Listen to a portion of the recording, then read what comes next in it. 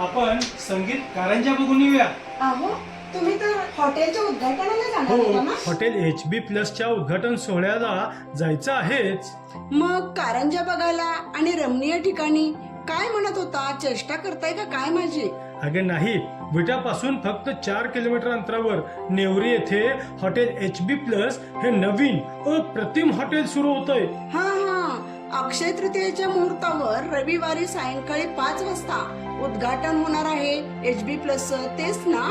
हो, साई उद्योग समूहाचे संस्थापक चंद्रकांत शेठ बागल यांच्या हस्ते आणि सर्व दिग्गज मान्यवर मंडळींच्या उपस्थितीत जंगी उद्घाटन सोहळा होणार आहे.